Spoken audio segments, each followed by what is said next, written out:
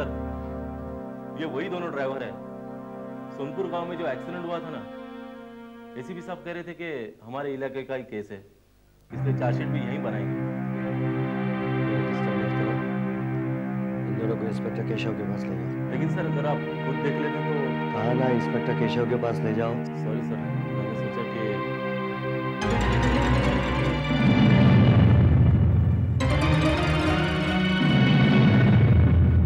माफ करना सर, मैं तो भूल ही गया कि आज 12 दिसंबर है। आज के दिन आप। ठीक है, ले जाओ इन दोनों को। Okay sir. और सुनो, मेरे लिए कोई फोन आए या मुझसे कोई मिलने आए तो कह देना कि मैं यहाँ पर मौजूद हूँ। ठीक है।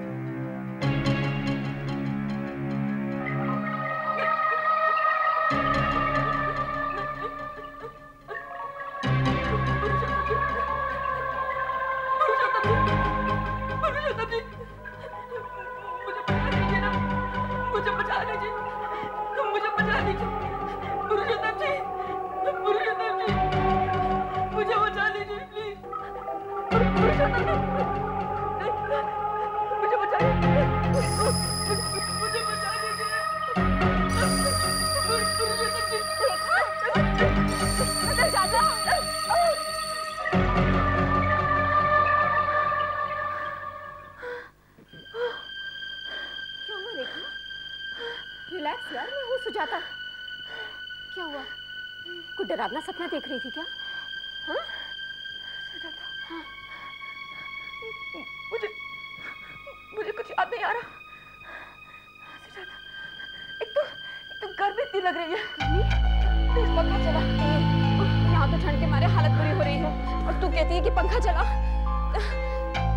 तुझे क्या हो रहा है? देखा, तू तो वाकई पसीने से भीग रही है। कुछ समझ में नहीं आ रहा मुझे क्या हो रहा है। एक तो केरोसिन की इतनी बदबू आ रही है। तुझे आने नहीं। तो नींद में क्या बड़बड़ा रही थी? अब तो किसी पुरुषोत्तम का नाम ले रही थी। पुरुषोत्तम कौन? मैं तो किसी पुरुषोत्तम को नहीं जानती। मैं समझ गई। पता ना ये पुरुषोत्तम कौन है। बोलना, तेरे फियांसी का नाम तो अजय है। पुरुषोत्तम का क्या चक्कर है री? बोलना। मजाक करने का टाइम नहीं है। मैं किसी पुरुषोत्तम को नहीं जानती और मैं तेरा नाम भी पहली बार सुन रही हूँ। अच्छा, तेरा यकीन कर लेती हूँ। ओके, अब जब उठ ही गए हैं तो फटाफट जाकर बात ले ले। पहले तू ले, फिर मैं लेती हूँ। पानी से नहाकर बाहर निकलो तो ठंड कुछ ज्यादा ही लगती है। अरे क्या हैरानी से क्या देख रही है? तेरे बाल। तू तो हमेशा साइड की मांग निकालती है, आज ये बीच की मांग क्यों निकाली है? तो क्या हुआ? ये क्या कर रही है? क्या हुआ? मांग में सिंदूर क्यों लगा रही है? सिंदूर तो सिर्फ शादीशुदा औरतें लगाती हैं। मेरा बस मन कर रहा था तो। और ये कपड़े कैसे पहन रखे? सलवार सूट ही तो है, क्या प्रॉब्लम क्या है? नहीं, लेकिन तुझे तो मैंने कभी सलवार कमीज और चूड़ीदार कुर्ते में नहीं देखा। तू तो हमेशा जीन्स, शर्ट्स और टी शर्ट्स पहनती है। फिर आज ये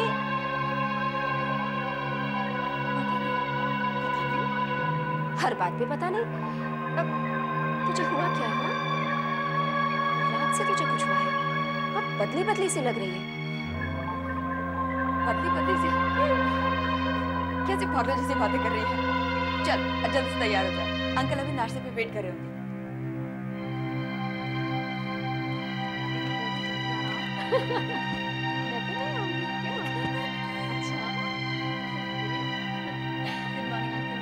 गुड मॉर्निंग। ये क्या? ये सलवार कमीज और ये बिंदी? वो अंकल ऐसे। बैठो बेटा बैठो। आज का दिन बड़ा खास है, शाम को जल्दी घर लौटा। ये क्या? क्या है? क्या ऑमलेट है? और क्या? ऑमलेट यानी अंडा? जी हाँ। मैं Sujata, what's wrong with you? तुम्हें पता है कि मैं वेजिटेरियन हूँ, प्योर वेजिटेरियन। शंकर, क्या हुआ तुम्हें? शंकर को कुछ नहीं हुआ है, जो भी हुआ है वो तुझे हुआ है। What's the matter with you, रेखा? अरे तू कब से वेजिटेरियन बन गई? Sujata, it's not a matter of joke, okay?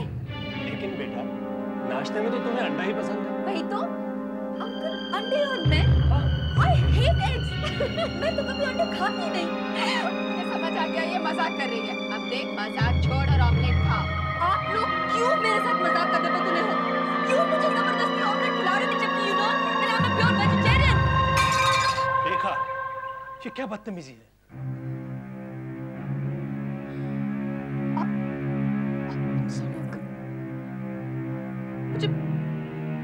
मुझे पता नहीं क्या हो गया। कोई बात नहीं, कुछ और ले लो, प्लेन टोस्ट या दूध। कुछ खाने को जुगाड़ करो। अब ऑफिस के लिए चलते हैं। मैं लेट हो चुकी अरे रेखा, शाम के बर्थडे पार्टी के बारे में सोच रही हो क्या? अरे नहीं विशाल, ये जो मेलो सोप का एड कैंपेन है ना, उसके लिए लेआउट बनाना है और क्लाइंट बॉस के ऑफिस में बैठे हैं। हाँ, उसीलिए तो मैं आया हूँ। बॉस पूछ रहे हैं लेआउट कंप्लीट हुआ या नहीं। हाँ, बस उनसे कहना 5 मिनट्स। हाँ, मैं अभी कंप्लीट कर देती हूँ। ओके।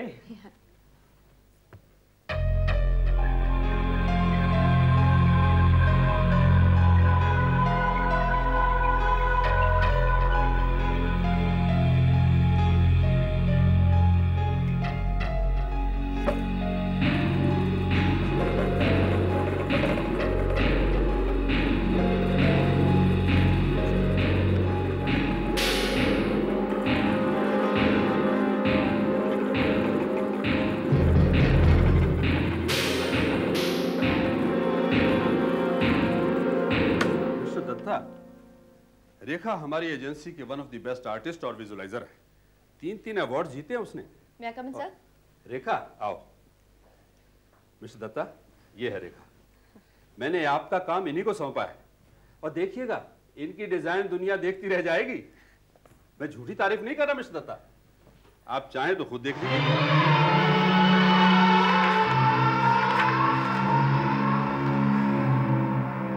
क्या मजाक है? ये क्या है रेखा? मेलो सोप कैंपेन की स्केच था सर।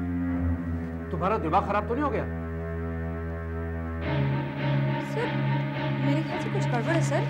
ये मेरा पैड ही नहीं है। ये तुम्हारा ही पैड है और ये सोप कैंपेन की ड्राइंग नहीं है, बल्कि एक पुरानी हवेली बनी हुई है और नीचे आर्टिस्ट का नाम भी लिखा हुआ है, शायद अनामिका। सर, मैं तो किसी अनामिका को नहीं जानती सर। क्या हो रहा है?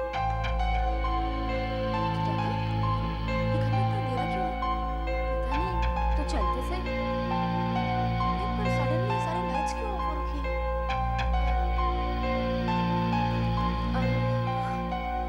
अरे, यही तो सरप्राइज है। Happy birthday to Rekha.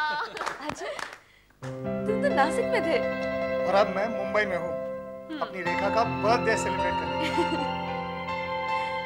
So much Ajay, thank you so much.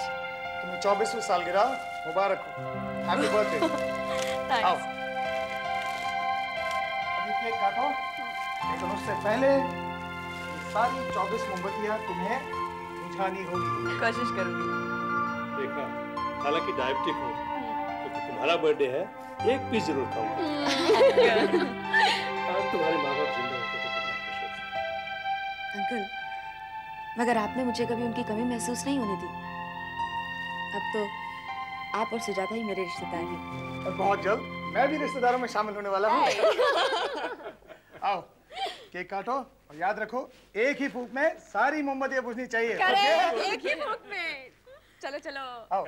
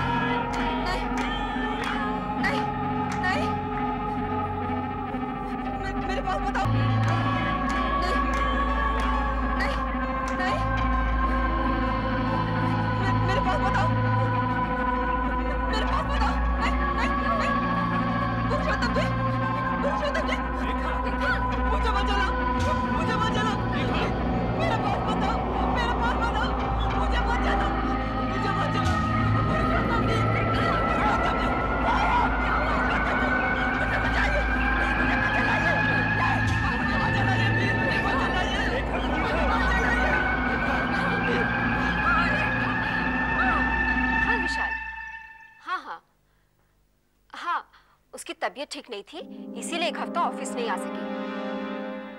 अब ठीक है, शायद मंडे से ऑफिस आ सके। तुम उसके बॉस को कह देना, ओके? अच्छा, सी यू देन, ओके, बाय। अरे रेखा, तुम? एक हफ्ता आराम करके तबीयत काफी संभल गई है। जी हाँ, लेकिन अभी भी आप पूरी तरह से ठीक नहीं हुई हैं, इसीलिए इतना चलो फिरो मत। अरे तुम लोग तो मेरे लिए कुछ ज्यादा ही परेशान हो। हाँ अजय, तुम टूर पे नहीं गए? देखो, तुम्हें इस तरह छोड़कर मैं कैसे जा सकता था? बल्कि मैं तो प्रकाश अंकल से कह ही रहा था कि हमारी शादी करा ताकि मैं तुम्हें अपने साथ ले जा सकूं। शादी? अरे पहले तुम्हारी प्रमोशन तो हो जाए। वैसे मुझे तो लगता है कि मुझे बहुत जल्दी काम शुरू करना पड़ेगा। वो क्यों? वरना अपनी शादी के पैसे जुगाड़ करते करते हम पे तो बुढ़ापा आ जाएगा। अभी शादी हो जाए तो टूर पर तुम भी मेरे साथ रहोगी और मैं अच्छी तरह तुम्हारी देखभाल कर सकूंगा। नहीं, नहीं, मेरे पास मत आना। रेखा, मेरे पास मत आओ। रेखा, मुझे मत चलो।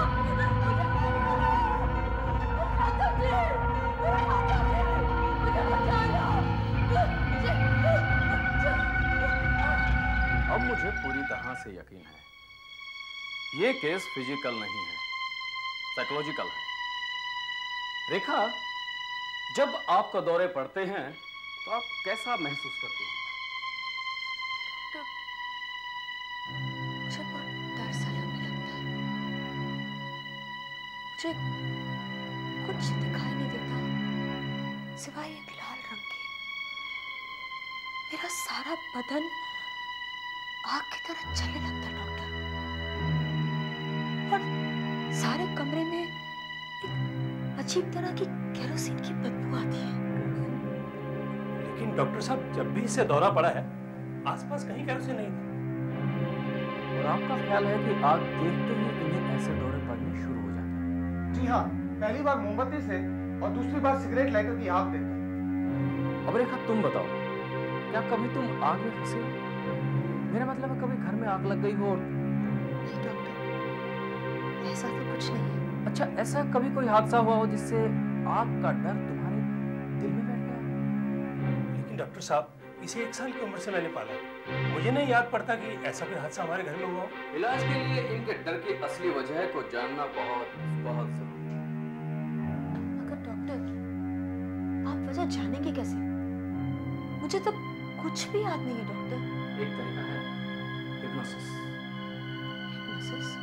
हाँ, हिप्नोसिस ही एक आखिरी तरीका है। रेखा, तुम सो रही हो।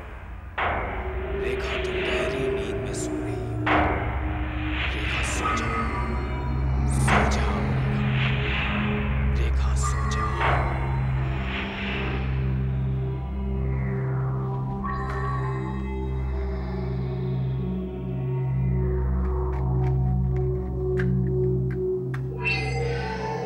ये क्या कर रहे हैं आप? जबकि आप जानते हैं ये आग से कितना डरती है। घबराओ नहीं, इसे कुछ नहीं होगा। इस वक्त ये गहरी नींद में सो रही है। क्या मतलब? मैंने इसके दिमाग को सुला दिया है। अब ये पूरी तरह से मेरे काबू में है। आखिर आप करना क्या चाहते हैं? मैं इसके बचपन में जहां तक देखना चाहता हूँ, इसके बचपन की यादों के बीच हम चलते जाएंगे जब तक कि हम इसके जन्म तक नहीं पहुंच जाते। जन्म और 1 साल के दरमियान अगर इसके जीवन में कोई अजीब हादसा हुआ होगा तो ये डर जाएगी। वो दिन याद आते ही ये इस मोमबत्ती की लौ को देखकर डर जाएगी, और उस वक्त हम ये जान सकते हैं कि इसके साथ क्या हुआ होगा। रेखा, ध्यान से सुनो रेखा, हम तुम्हारे बचपन के बारे में जानना चाहते हैं। जब तुम 1 साल की थी, याद करने की कोशिश करो रेखा, उस समय को जब तुम 1 साल की थी। 1 साल, कितने साल की? 1 साल की। रेखा, रेखा, तुम्हें कैसा महसूस हो रहा है रेखा? अच्छा लग रहा है। रेखा, अब तुम 11 महीने की हो, अब 10 महीने की। रेखा, कुछ याद आ रहा है? रेखा, रेखा, अब तुम 9 महीने की हो। रेखा, 8 महीने की। रेखा, रेखा, तुम 7 महीने की हो। कुछ याद आ रहा है? रेखा, क्या हुआ रेखा? क्या हुआ मुझे बताओ। मेरे डैडी मर गए। रिलैक्स रेखा, रिलैक्स। हम और अतीत में चलते हैं, और अतीत में। रेखा अब तुम 6 महीने की हो और तुम्हारे डैडी जिंदा है। हाँ रेखा, रेखा अब तुम 5 महीने की हो, अब तुम 4 महीने की, 3 महीने की। रेखा अब तुम 2 महीने की हो। रेखा 1 महीने की। रेखा तुम अब 1 महीने की हो। कुछ याद आ रहा है रेखा कुछ याद आ रहा है तुम्हें? अब तुम 5 दिन की हो, 4 दिन की, 3 दिन की हो। रेखा तुम 2 दिन की हो, 1 दिन की। तुम अभी पैदा हुई हो, अभी। रेखा, मैं रेखा नहीं हूँ, मैं अनामिका हूँ। अनामिका? नहीं, तुम रेखा हो। तुम अभी पैदा हुई हो। मैं ही तुम्हें तुम्हारे अतीत में लेकर गया था रेखा। नहीं, मैं अनामिका हूँ और ये मेरे मरने की घड़ी है। अनामिका, तुम कितने बरस की हो? मैं 27 साल की हूँ। इस वक्त तुम कहाँ हो अनामिका? मैं हरिपुर में हूँ, हवेली में, किचन के अंदर। और कौन है वहाँ पर? तुम क्या देख रही हो अनामिका? मैं वहाँ खाना बना रही हूँ। पुरुषोत्तम जी पास के कमरे में हैं। अब किचन का दरवाजा खुला, वो अंदर आ रहा है। वो कौन? सब धुंधला है। उसके हाथ में केरोसिन का कैन है। वो मेरे ऊपर केरोसिन डालने वाला है। नहीं, पुरुषोत्तम जी, मुझे मत मारिए, मुझे मत मारिए। मेरी बेटी को क्या हो गया? इसे क्या हो गया? तुमने इसे क्या कर दिया है डॉक्टर? ये तो पुनर्जन्म का मामला है। पुनर्जन्म। मॉडर्न लड़की हूँ अंकल, किसी गांव से आई हुई गवार नहीं हूँ। मैं कैसे विश्वास कर लूँ इन सब बातों पे? कैसे विश्वास कर लूँ? तुम मॉडर्न हो? अगर तुम मॉडर्न हो तो ये सब क्या है? जीन्स छोड़कर सलवार कमीज पहनना, बालों का स्टाइल बदलना, माथे पर बिंदी, क्या है सब? और ये हवेली की ड्राइंग, इसका कोई जवाब है तुम्हारे पास?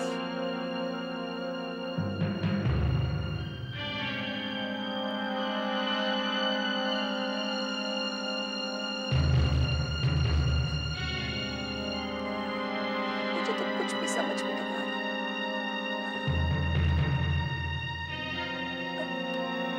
ये सब क्या? मैं नक्शे में हरिपुर ढूंढ रहा था। हाँ, और हरिपुर मुझे मिल गया। यहाँ से 8 घंटे का सफर है। मैं वहां जाऊंगा। तुम भी मेरे साथ चलो।